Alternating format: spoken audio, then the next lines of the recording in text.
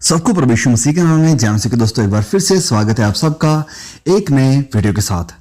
भले ही पवित्र बाइबल हमें बहुत सारे गलत स्वभाव और कार्यों से सावधान रहने की चेतावनी देती है, लेकिन कितने गंभीर हैं हम परमेश्वर की इन चेतावनियों और बातों को लेकर। यह सवाल हमें अपने आप से पूछना चाहिए। परमेश्वर की आज्ञाएं और बातें हमारे ही भले के लिए हैं और खुदा की चेतावनियों को नजरअंदाज करना हमें खतरे और गुमराही की तरफ लेकर जा सकता है। हम सबकी मदद के लिए, ताकि हमारे पांव उस रास्ते पर टिके रहें जो जिंदगी की तरफ जाता है, हम इस वीडियो में 10 बाइबल आधारित वार्निंग्स यानी चेतावनियों के बारे में सीखने वाले हैं, जिन्हें मसीह के हर सच्चे दास और विश्वासी को बड़ी गंभीरता से लेना चाहिए। जैसे कि मैंने कहा है कि ये सारी चेतावनी हमारे भले के लिए है। अब अगर आपका एक बच्चा है या किसी का कोई बच्चा है, तो उसके माँ बाप उससे रोकते हैं सड़क पर खेलने के लिए, उसे चेतावनी देते हैं कि उस सड़क पर मत जाना, आपका एक्सीडेंट हो सकता है। तो उसमें भला किसका है? उस बच्चे का। तो इसीलिए परमेश्वर भी हमें अपने बच्चे जानते हुए हमें कुछ आज्ञाएं देते हैं, हमारे ऊपर कुछ रेस्ट्रिक्शंस लगाते हैं कि आप ऐसा मत करना, इसमें आपका नुकसान होगा। तो इसी तरह ये चेतावनियां भी हमारे भले के लिए हैं, लेकिन हम मसीही ज्यादातर इन चेतावनियों को नजरअंदाज करते हैं। तो प्लीज इस वीडियो को मैं फिर से कहता हूं, बड़े ध्यान से सुनिए, ताकि हम इन सारी बातों को और इन सारे पॉइंट्स को अपने दिमाग में बिठा सकें, ताकि हम एक सच्चे और वफादार खुदा के सिपाही बन सकें। तो चलिए शुरू करते हैं सबसे पहले पॉइंट से। पहला, लोगों को खुश करने की कोशिश मत करिए। लोगों को खुश करने की कोशिश मत करिए। Don't be a people pleaser. Okay, so इस सोशल मीडिया के दौर में यह बहुत ही आसान है कि हम लाइक्स और शेयर्स के चक्कर में जकड़े जाएं और इस बात पर ज्यादा ध्यान दें कि लोग हमें एक्सेप्ट करें, हमें स्वीकार करें, ना कि इस पर कि हम लोगों को परमेश्वर की सच्चाई बताएं। अगर हमारा निशाना है पॉपुलर होना, नाम कमाना, लोगों का प्यार इकट्ठा करना और सबको खुश करना, तो हमें प्रभु यीशु के कहे हुए इन वचनों पर जरूर ध्यान देना चाहिए। प्रभु यीशु कहते हैं कि यदि तुम संसार के होते तो संसार अपनों से प्रीति रखता, परंतु इस कारण कि तुम संसार के नहीं, वरन मैंने तुम्हें संसार में से चुन लिया है, इसीलिए संसार तुमसे बैर रखता है। अब अगर आपके कुछ हेटर्स हैं या आपको कुछ नफरत करने वाले हैं, तो इसका जरूरी मतलब ये भी नहीं है कि आप सही ट्रैक पर हैं। लेकिन अगर हम सच्चाई बोलने के लिए कमिटेड हैं, बिना किसी फ्लैटरी यानी चापलूसी या आज के जो फील गुड गॉस्पल है उससे दूर हैं, तो ये बात तो सच है कि हर कोई आपको प्यार और एक्सेप्टेंस के साथ रिस्पॉन्ड नहीं करेगा। सारी दुनिया में मसीही विश्वासी अत्याचार और सताव को सह रहे हैं, क्योंकि उन्होंने प्रभु के सुसमाचार को फैलाने और सुनाने का फैसला लिया है। अब आप जहां कहीं भी हैं और कोई भी मुश्किल का सामना कर रहे हैं मसीह पर अपने विश्वास की खातिर, तो पीछे हटने या डर के कारण लोगों को खुश करने के बजाय इस बात में उत्साहित हों और मजबूत बने कि हम सब प्रभु यीशु के राजदूत हैं और वो हमारा चैंपियन है। अब आगे बढ़ते हैं पॉइंट नंबर 2 की तरफ, कि ध्यान रखें कि आप कैसी चाल चलते हैं। ध्यान रखिए कि आप कैसी चाल चलते हैं। आज ओपिनियंस और यानी विचारों से भरी दुनिया में बहुत सारी आवाजें हैं जो हमें हमारी डायरेक्शन यानी दिशा से भटका सकती हैं और हमें शायद इसका एहसास भी ना हो कि हम भटक कब गए हैं। इसीलिए इफिसियों अध्याय 5 वचन 15 में पौलुस कहते हैं कि ध्यान से देखो कि कैसी चाल चलते हो, मेरे बुद्धियों की नाई नहीं पर बुद्धिमानों की नाई, और अवसर को बहुमूल्य समझो क्योंकि दिन बुरे हैं। सो पौलुस कह रहे हैं कि ध्यान रखो कि तुम कैसे चल रहे हो, बुद्धिमानों की तरह या बुद्धिहीनों की तरह। तो हम अपना जीवन कैसे गुजारते हैं ये सब मायने रखता है। हर दिन हम जो फैसले लेते हैं ये हमारी जिंदगी का एक हिस्सा बन जाते हैं। तो हर रोज कोई फैसला लेने से पहले सोचिए कि आज से 20 साल बाद जब हम पीछे मुड़कर देखेंगे तो मेरे ये सब लिए हुए फैसले कैसे मेरे सारे जीवन को प्रभावित करेंगे। रोमियो अध्याय 12 वचन 2 में पौलुस फिर लिखते हैं कि इस संसार के हम शक्ल ना बनो, इस संसार के हम शक्ल ना बनो, परंतु तुम्हारी बुद्धि के नए हो जाने से तुम्हारा चाल चलन भी बदलता जाए। तो पौलुस यहां पर कह रहे हैं कि इस संसार के हम शक्ल ना बनो, मतलब इस संसार की कॉपी मत करो, इस संसार के स्वरूप के जैसे मत बनो, वरन तुम्हारी बुद्धि के नए हो जाने से तुम्हारा चाल चलन भी बदलता जाए। जैसे पौलुस कहते हैं 2 कुरिन्थियों अध्याय 5 वचन 17 में कि अगर कोई मसीही में है, यदि कोई मसीही में है तो वह नई सृष्टि है, पुरानी बातें जाती रही, देखो वह सब नहीं हो गई है। तो ये सब उसी वचन के साथ मिलता जुलता है। जब पौलुस कहते हैं कि तुम्हारी बुद्धि के नए हो जाने से, जब तुम नए हो गए हो तो तुम इस संसार की हम शक्ल मत बनो, परंतु जबकि तुमने मसीह को स्वीकार कर लिया है, जबकि तुम नए सिरे से पैदा हो गए हो, जबकि तुम नई सृष्टि बन चुके हो, तो तुम्हारा चाल चलन भी बदलता जाए। तो बदलाव एक बहुत बड़ी चीज है जिसकी मैं बहुत वीडियोस में बात भी कर चुका हूं कि बदलाव हमारी जिंदगी में बहुत ही जरूरी है। इसलिए पौलुस यहां फिर हमें कह रहे हैं कि अगर तुम्हारी बुद्धि नई हो गई है तो इस बुद्धि के नए हो जाने से तुम्हारा चाल चलन भी बदलता जाए। ऐसे नहीं है कि जैसे तुम्हारा चाल चलन पहले था बिल्कुल वैसा ही रहे। जो संसार हमें कहता है सत्य है, इस पर फोकस करने के बजाय परमेश्वर के सत्य पर फोकस करना हमारी बुद्धि को नया बनाएगा। ध्यान से सुनिए कि जो संसार हमें कहता है कि सत्य है, उस पर फोकस करने की बजाय अगर हम परमेश्वर पर फोकस करेंगे कि वो हमें क्या कहते हैं, तो ये हमारी बुद्धि को नया बनाएगा और इससे हमारा चाल चलन भी बदलता जाएगा और हम परमेश्वर की इच्छा अपने जीवन में पूरी कर सकेंगे। अब आगे बढ़ते हैं पॉइंट नंबर 3 की तरफ। आत्माओं को जरूर परखें। Make sure you test the spirits. बहुत सारे लोग बड़ी जल्दी नए विचारों और ट्रेंड्स के पीछे लग जाते हैं। जहां कहीं भी कोई भी चमत्कार दिखाई दिया तो हम इंसानों को पापा मान लेते हैं, भले ही हमें ये नहीं पता कि हमारा पापा, जिसे हम अपोस्टल या प्रॉफिट या अपना भविष्यवक्ता मानते हैं, भले ही हमें ये नहीं पता कि हमारा वह पास्टर या अपोस्टल या प्रॉफिट बाइबल के सिद्धांतों और सच्चाई को हमारे साथ बांट रहा है कि नहीं, लेकिन इन वचनों पर जरा ध्यान दीजिए। लिखा है, हे प्रियो, हर एक आत्मा की प्रतीति ना करना। ध्यान से सुनिए, हर एक आत्मा की प्रतीति ना करना, वरन आत्माओं को परखो कि वह परमेश्वर की ओर से है कि नहीं, क्योंकि बहुत से झूठे भविष्यवक्ता जगत में निकल खड़े हुए हैं। बहुत से मसीही लोग हैं जो इस वचन की कोई परवाह नहीं करेंगे कि नहीं, झूठी आत्माएं तो है ही नहीं, झूठी आत्माएं तो है ही नहीं, कोई झूठा भविष्यवक्ता तो है ही नहीं। अगर ऐसा है, अगर आपके अनुसार हम चलें तो फिर क्या बाइबल झूठी है? क्या बाइबल को लिखने वाले झूठे थे? पौलुस पवित्र आत्मा की प्रेरणा के साथ कह रहे हैं कि आत्माओं को परखो, हर एक आत्मा को परखो, क्योंकि बहुत सारे झूठे भविष्यवक्ता संसार में निकल खड़े हुए हैं। तो आपको उन्हें परखना है, आपको उन्हें देखना है। अब सवाल हमारे लिए ये आ जाता है कि हम आत्माओं की पहचान कैसे करेंगे, कैसे आत्माओं को हम परखेंगे? तो अक्सर हमारे अनुभव, हमारी फीलिंग्स और अपनी समझ हमें भटका सकती है। नीति वचन अध्याय 16 वचन 25 में लिखा है कि ऐसा भी मार्ग है जो मनुष्य को सीधा देख पड़ता है, परंतु उसके अंत में मृत्यु ही मिलती है। इसलिए वचन हमें एडवाइस करते हैं कि तू अपनी समझ का सहारा ना लेना, वरन संपूर्ण मन से यहोवा पर भरोसा रखना, उसी को स्मरण करके सब काम करना, तब वह तेरे लिए सीधा मार्ग निकालेगा। वचन कहता है कि तू अपनी समझ का सहारा ना लेना, वरन संपूर्ण मन से यहोवा पर भरोसा रखना। इस बात को ध्यान में रखिए और उसी को स्मरण करके हर काम करना, तब वह तेरे लिए सीधा मार्ग निकालेगा। तो अब अगर हमें मिसलीड होने से बचना है, हमें गुमराह होने से बचना है, आत्माओं को परखना है, तो वचन हमें क्या कह रहा है कि यहोवा पर भरोसा रखना। अब भरोसा मतलब विश्वास। विश्वास कैसे आता है? वचन हमें बताता है कि विश्वास आता है सुनने से, और सुनना कहाँ? सुनना परमेश्वर के वचन से। जब हम परमेश्वर के वचन को सुनते हैं, जब हम परमेश्वर के वचन को जानते हैं, जब हम परमेश्वर के वचन की सच्चाई को जानते हैं, तो वचन ही हमें लीड करेंगे, हमारी मदद करेंगे कि हम झूठी और असल आत्माओं को परख सकें।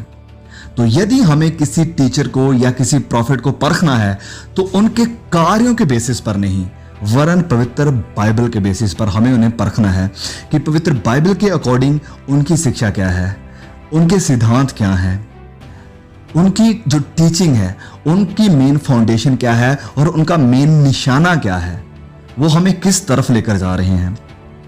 तो परमेश्वर का वचन है जो हमें आत्माओं को परखने के लिए मदद कर सकता है। तो अगर हमें आत्माओं को परखना है तो हमें सबसे पहले वचन को जानना बहुत जरूरी है, क्योंकि जब हमें पता होगा अच्छी तरह से कि असली नोट कैसा है, तो नकली नोट को हाथ लगाते ही हम पहचान जाएंगे ये नकली है। इसी प्रकार यदि हम वचन की सच्चाई को जानते हैं तो हर झूठी शिक्षा का परख करना हमारे लिए आसान हो जाएगा। और इसी के साथ साथ हम प्रार्थना भी करें कि परमेश्वर हमारी मदद करें ताकि हम आत्माओं को परख सकें। अब बढ़ते हैं आगे पॉइंट नंबर 4 की तरफ कि अपने शब्दों, अपनी बातचीत पर ध्यान दें। जो शब्द हम अपने मुंह से निकालते हैं, इनका क्या महत्व है? जो कुछ भी हम कहते हैं, क्या ये मायने रखता है? तो हाँ, प्रभु यीशु ने बताया कि हाँ, ये जरूर मायने रखता है। और क्यों? मत्ती 12 वचन 36 में हम इसका जवाब देखते हैं। लिखा है, मैं तुमसे कहता हूं कि जो निकम्मी बातें मनुष्य कहेंगे, न्याय के दिन हर एक बात का लेखा देंगे, क्योंकि तू अपनी बातों ही के कारण निर्दोष और अपनी बातों ही के कारण दोषी ठहराया जाएगा।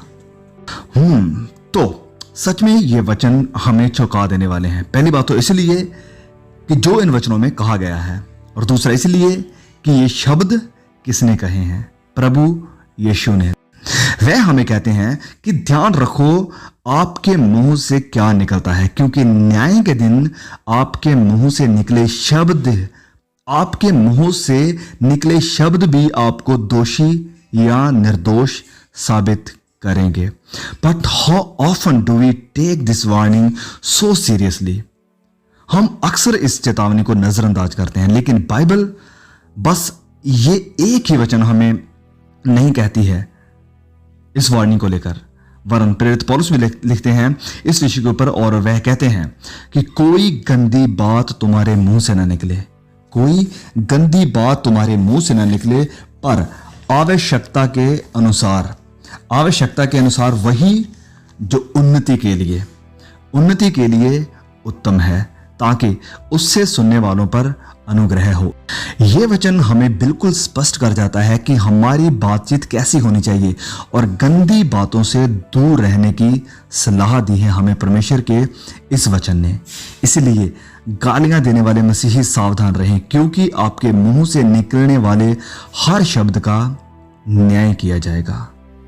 अब पौलुस सिर्फ यहीं पर नहीं, वरन आगे फिर कहते हैं कि जैसा पवित्र लोगों को योग्य है, वैसा तुम में व्यभिचार और किसी प्रकार का अशुद्ध काम या लोभ की चर्चा तक ना हो, और ना बेशर्मी, ना बेहुदा बातचीत, ना ठट्ठेगी, क्योंकि ये बातें सोती नहीं, अच्छी नहीं लगती है, वरन धन्यवाद ही सुना जाए। अब मुझे नहीं लगता कि ये सारी आयतें पढ़कर हमारे दिल और दिमाग में कोई संदेह होना चाहिए कि इस बात को लेकर कि हमारा बोलचाल कैसा होना चाहिए और कैसा नहीं होना चाहिए।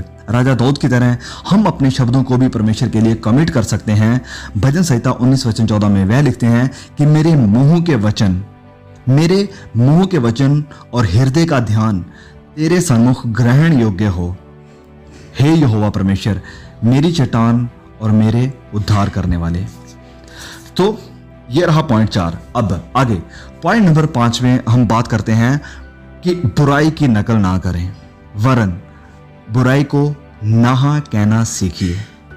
आज के मॉडर्न समाज में ये कोई आम बात नहीं है ये देखना कि लोग किताबों की, फिल्मी अभिनेताओं की, सेलिब्रिटीज की नकल करते हैं, उनके बिहेवियर, उनके स्वभाव, उनकी बातों की और उनकी लुक की।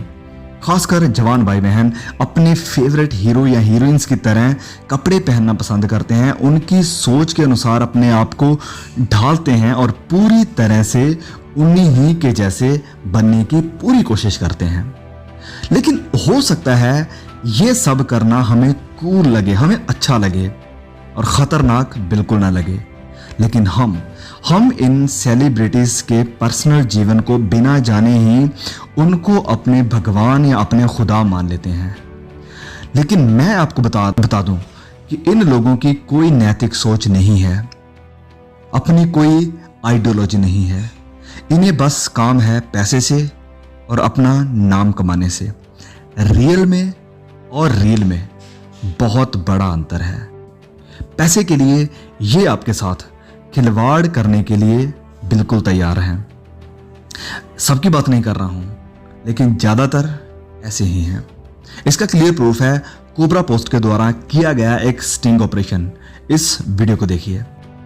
And plus everybody will start thinking like that, brainwash. हाँ, brain wash, it's like brain wash. हम चाहते हैं कि आपके थ्रू हम 2019 इलेक्शन को पोलराइज करें, ब्रेन वॉश करें लोगों का, और इसमें आपका साथ चाहिए। अच्छा काम को तो हर कोई प्रमोट करता है। मैं आपके सामने क्लियर कर रहा हूँ कि ये काम हम भारतीय जनता पार्टी को दोबारा से सत्ता में लाने के लिए हमारा मोटिव ये है। मोदी सर ने दिल्ली को ओवरसीज सिटीजन बनाया, तो सब सपोर्ट करेंगे। अगर आप मेरे अकाउंट में जाओ तो नरेंद्र मोदी जी का फिल्म, हाँ बताया, जहाँ अमित शाह जी थे, मुकेश अंबानी थे, अक्षय कुमार जी थे, सब लोग हम लोग गए थे, तो उसका तो आया ही था आशीष शेलर का पूरा। नहीं वो बताया उन्होंने कि तो ऑलरेडी मेरे पे है।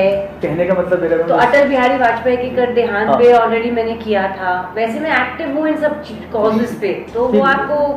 और तिजोरी का दरवाजा खोलो यार। सर खुला है, तभी तो पूछ रहे हैं। सर मैंने आपको इशारा कर दिया ना, खुला है सर। दिल का दरवाजा खोलूंगा तो तिजोरी का दरवाजा खोल ले। सर मैं बोल तो रहा हूँ खुला है, लेकिन आप तू दिल में तेरे समझ रहा, जग्गू ये जग्गू है मेरा। खत्म करना, क्या ले जाऊंगा, खाली हाथ नहीं जाऊंगा ना, फाइनली क्या जाऊंगा आप, मैं क्या जाएंगे भाई। लेकिन कहीं पर भी ये नहीं होना चाहिए कि यू आर ब्रांड एम्बेसडर और भारतीय जनता पार्टी। वो सब वो मतलब इसीलिए हम मोल्ड करेंगे, इसीलिए हम उसको फिल्टर करेंगे। मतलब जनता के बीच ये मैसेज जाना चाहिए कि ये आपके व्यक्तिगत विचार हैं। बिल्कुल, हम आपको जानते हैं 100%। तभी होता है, हाँ, उसका असर ही तब होगा तो हमें न्यूट्रल रहना होगा।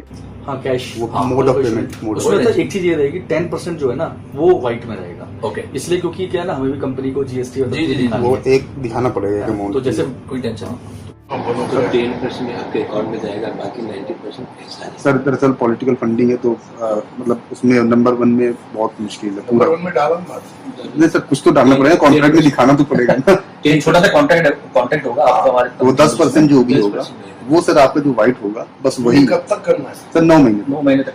9 करोड़ बोल रहा हूँ। 9 करोड़ ज्यादा हो जाएगा सर। आपको पता नहीं शक्ति कपूर ने इनके प्रचार में क्या किया। अब हाँ, ये बात भी है कि सब लोग, जैसे मैंने पहले भी बताया है, कि ऐसे नहीं थे। कुछ लोगों ने मना भी कर दिया, लेकिन ज्यादातर लोग तैयार थे अपनी ऑडियंस, अपने फैंस के साथ खिलवाड़ करने के लिए। नहीं मैं किसी भी पॉलिटिकल पार्टी से कोई अफिलिएशन पैसों के लिए नहीं रखना चाहती, क्योंकि वो मेरे सिद्धांतों के खिलाफ है। बहुत सारे एक्टर्स आपको पैसों के लिए बहुत कुछ करते हुए नजर आएंगे, लेकिन अगर मैं कोई डिसाइड करूंगी तो मैं सिर्फ तभी करूंगी जब मैं जेन्युइनली बिलीव करती हूँ उसमें। तो उनको बस क्या है, जो हमारी पार्टी की जो गुड वर्क्स है, जो उन्होंने अच्छे काम की योजनाएं चलाई है, उनके बस उनको अप्रिशिएट करना है, that's all. I understand, but the only thing is it's related to a political party, you know. So I'm being very honest with you. I'm so sorry for being blunt, but Vidya doesn't get involved in any kind of a thing like this. इसीलिए इस evil, इस नकली, इस बुरी Bollywood industry से दूर रहिए और इनकी नकल करना बंद कर दीजिए। तो हम पढ़ते हैं 3 यूहन्ना अध्याय 1:11 में। वहां लिखा है कि हे प्रियो, बुराई के नहीं पर भलाई के अनुयायी हो। जो भलाई करता है वह परमेश्वर की ओर से है, पर जो बुराई करता है उसने परमेश्वर को नहीं देखा। हाँ, ये बहुत ही आसान है बुराई के फंदे में फंस जाना, क्योंकि आज के समय में सच्चाई यानी भलाई बहुत ही बोरिंग है और बुराई बहुत ही आकर्षक और लुभावनी है। लेकिन वचन हमें सावधान करते हैं कि सब प्रकार की बुराई से बचे रहो। 1 थिस्सलुनीकियों अध्याय 5:22 में। और इन 2 जवानों यूसुफ और दानियल की तरह बुराई से भागना और बुराई को ना कहना सीखिए। और जैसे 1 पतरस अध्याय 2:21 हमें कहता है कि प्रभु यीशु को अपना रोल मॉडल बनाइए। अब आगे बढ़ते हैं पॉइंट नंबर 6 की तरफ। तो मेरे मसीही भाई बहन, इस चेतावनी को बड़े ध्यान से सुनिए। अवॉइड सेक्सुअल सिन, व्यभिचार से बचे रहो। पहला कुरिन्थियों अध्याय 6 वचन 18 में पौलुस हमें कहते हैं, हमें चेतावनी दी गई है कि व्यभिचार से बचे रहो। जितने और पाप मनुष्य करता है वह देह के बाहर है, परंतु व्यभिचार करने वाला अपनी ही देह के विरुद्ध पाप करता है। अब ये बड़े दुख की बात है कि बहुत से लोग जो अपने आप को चर्च मेंबर कहते हैं, मसीही कहते हैं, वह भी इस व्यभिचार के गुनाह का यानी सेक्सुअल सिन का शिकार हैं। पोर्नोग्राफी, ऑनलाइन वेबसाइट्स और ऐसी कई फोन ऐप्स हैं जो आप लोगों को अनगिनत मौके देती है कि वह इस सेक्सुअल सिन में आपको जकड़ सके। पहला थिस्सलुनीकियों अध्याय 4 वचन 3 में लिखा है कि परमेश्वर की इच्छा ये है कि तुम पवित्र बनो, अर्थात व्यभिचार से बचे रहो। ब्रदर पॉल वॉशर अपने एक मैसेज में कहते हैं, सुनिए।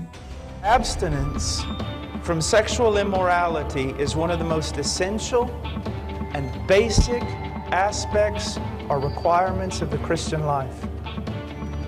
Keeping yourself pure from sexual immorality is one of the most basic and essential things.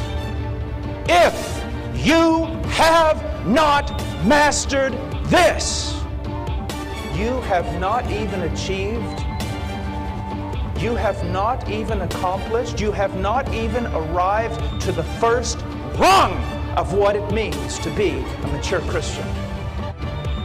And thinking it's almost an acceptable thing that you can have this and still do Christianity. No, if you are doing this, you've not even made it to the first rung of Christianity. वे कहते हैं कि अगर अभी तक आप इस sexual सिन के ऊपर कंट्रोल नहीं कर पाए हैं, अगर आप पोर्नोग्राफी देखते हैं, तो आपने अभी तक मसीहत की तरफ पहला कदम भी नहीं बढ़ाया है। अगर आप एक विश्वासी हैं, एक अपने आप को मसीही मानते हैं, यीशु मसीह पर विश्वास का दावा करते हैं और इस सेक्सुअल सिन के साथ संघर्ष कर रहे हैं, तो प्लीज आप परमेश्वर से मदद मांगिए और हाथ धोइए इस पाप से, हाथ धो लीजिए इस पाप से।